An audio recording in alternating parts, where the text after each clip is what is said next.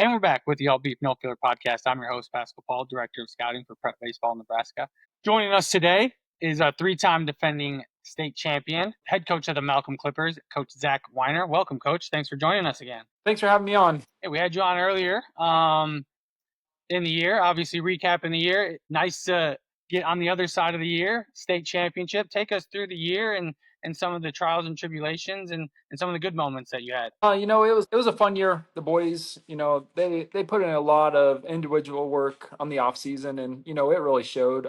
Coming into the first couple days of practice, some of the guys looked like they were almost in mid-season form, so that was really nice to see. I knew that they were going different places and hitting and throwing and stuff. But it was a good surprise seeing them come in the kind of shape that they were in. Going through the season, we had a lot of competitive games, a lot of close ones. We lost a Platteview earlier. That was a grind right there. They had a walk-off base hit there. Extra innings, they win 1-0. So that was taking that loss right there. They're a good team and kind of an eye opener for our guys. That we can be beat. So, just kind of coming in before that part of the season. You're coming off 2 state championships. It is nice to have a loss or two in there early, like humble the kids. Hey guys, let's make sure we focus. It's not easy and roses here. Yep. So, but they reacted very well from that. That kind of brought our focus back in, and we took things over for the rest of the season. We had some big wins against some Class A schools, playing Norfolk and North Platte. We out at North Platte. I mean, that was a long day, but the guys did a good job through that grind. You guys do play I would say a more difficult schedule. Being a Class C team, you still try to get out there, challenge the kids. What does that do for you guys when it comes to postseason time?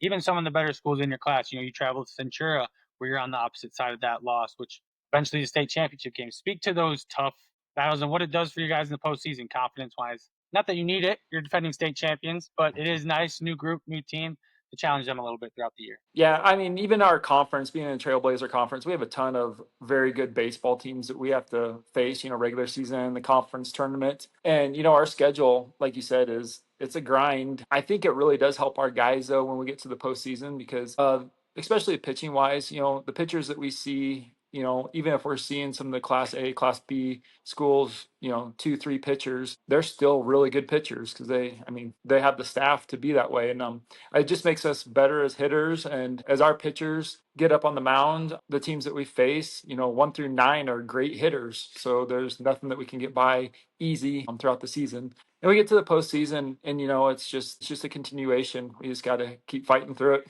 Definitely that old saying, iron sharpens iron. That's definitely true throughout the year. You don't want to have an easy road. Most of those times you see in professional or college, those teams tend to flame out when it comes to postseason. The last 3 years, Coach, you guys were 76-8. The seniors graduate with a 90-14 overall record.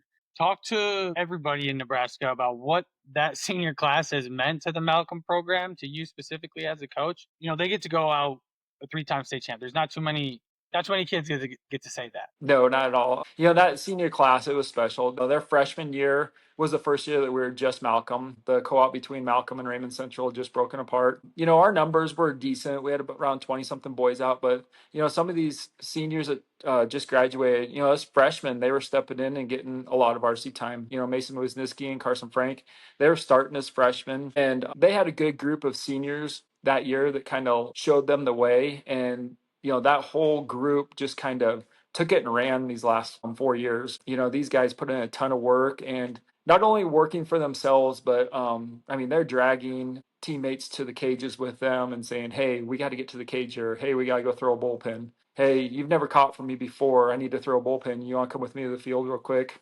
Go find some indoor facility, do something. They're just great leaders, on and off the field. They're making sure that, everybody, whether you're number 1 player on the team or number 40 on the team, that you're putting in the reps to get better.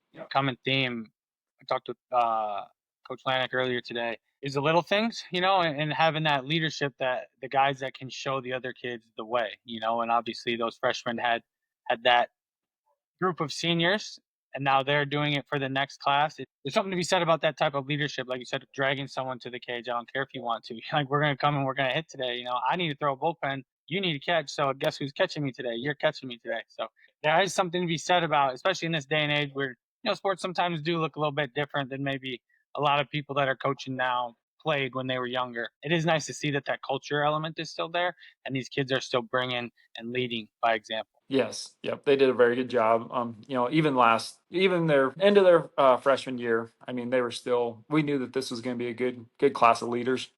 I know Centura gave a run for money, and hats off to them. But I think it's very fitting that they go out as a three-time state champion because all four. I mean, Wisniewski, Frank, England, all those guys have been an integral part since, like you said, since the freshman year. They've started. They've had to start. You know, you guys only had 20 kids, so it's nice to see that come full circle for them. Yes, yep. So yeah, those yeah, Mason, Carson, Logan McGreer joined us late, ran track for his freshman and sophomore year, and then decided he wanted to take more of the baseball route. And Garrett England, those seniors put in a ton of work, and then we had some other seniors that just had different roles on the team. So it was nice to see those guys stick with it and do what they could do. I think every coach can agree that the kids get all the most of the credit, or if not all the credit. They're the ones in there. They're the ones doing it. But there's definitely somebody behind the scenes. The head of the snake can't survive without it. So, what have you learned in this process, and how have you changed as a leader of these guys? Obviously, it's similar kids, but different group every year. What has changed from that first state championship or that first year with these kids as freshmen to now as a senior for you as a coach? We put a lot on the guys, our top guys, practice wise and everything. I spent a lot of time talking with them, like, hey, what do you guys think that we need to work on? What's some drills that you guys like to do that we get a lot out of things? Especially the practice plans. I really sit down with them and, we kind of go over some stuff. I have my list of things that we got to make sure that we go over and, talk with them and see how they kind of want to approach it. I want to say my first year coaching, I kind of had everything set in stone and wanted to do it a certain way. And just kind of learned over these last couple of years that I got to give them a little bit of ownership and, they get a little more, enthusiastic about practice if they know that they're a part of that practice plan that we were making. Yeah, you have to own the process a little bit. It's not just on someone telling me what to do. I get to help decide, get to help make decisions and lead by example and have a say in what's going on. Those relationships I think today are more important than ever between the coach. I think we all grew up in those day and age where coaches just told us what to do. Hey, this is what you're going to do, Yep. how you're going to do it, and this is how we're going to win. And it's so much different now in those relationships, and how you communicate with athletes is so important to your point. Yeah, I totally agree. It's a little bit different. We had a good group there that they knew what we needed to do and they like to put their input in. Well, they set the standard. I know the cover's not bare there at Malcolm. You definitely got more baseball players than the ones graduating in that senior class. Who can we look out for in 2026 to kind of be leading the charge for the Clippers? We got another good senior class coming up, probably led by Chase Smith and Brixton Meyer. Those guys are multi-sport athletes, but baseball is their sport. That's what they, if they get a chance to move on to the next level, they would never pass up the opportunity to play baseball in college. We have a going to be junior class that all around great athletes.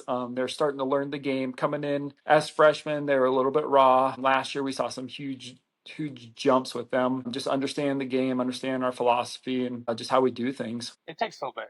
Winning's not easy. Sometimes it doesn't happen overnight, and you got to learn how to win, and you got to learn the right way to win. I'm excited to see the Clippers go for four in a row. I don't know if there's been a four-peat in a while in Nebraska, but I'm excited to see what the Clippers can do in 2026. Coach, I appreciate you coming on with us. It's always a pleasure. And if there's anything we can do, always reach out to PBR Nebraska. All right. Well, thanks for having me on. Thank you. To everyone listening, join us in a couple weeks as we have another episode of the All Beef No Filler podcast.